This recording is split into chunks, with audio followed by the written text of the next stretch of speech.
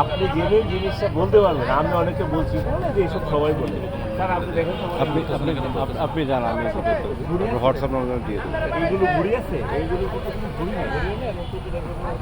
এবং আমরা যখন কাটছি স্যার কুরবানির রমজানের ঈদে একটু ছিল, সবাই আশ্চর্য হয়ে গেছে যে বোল্ডার স্যার বোল্ডারের ভিতরে তেমন নাই।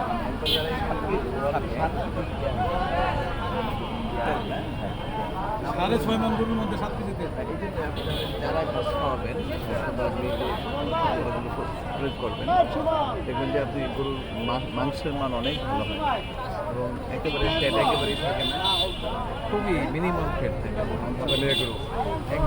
একবার যারা এই গরুগুলো কিনে, যারা মনে করেন যে আমার যারা উদ্যোক্তা বা ফার্মার যারা, তারা তাদের গরুগুলো কুরবানির হাতে ব্যাপক প্রচলন এবং ফার্ম থেকে সেল করে। কারণ এই যে যেমন এই গরুগুলো, এগুলো তো কোথাও কোনো মানে খাদ নাই, নিখাদ গরু। আর এই যে হচ্ছে যে আপনার একেবারে শরীর এবং তেল নাই, আপনার গরুগুলো একেবারেই দেখার মতো মানে মাংস দেন, মাংস এবং পুরাটাই মাংসের পিন্ডের ফ্রেশ মাংস। স্যার আমার এই গরুটা যাবো কাটতে, হ্যাঁ গরম ওই যে লালা লালা এইটা কালো ভাবছে ওটা আজকে আনছি।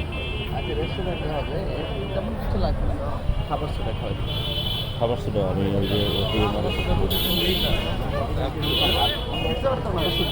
এটা দিত নাই।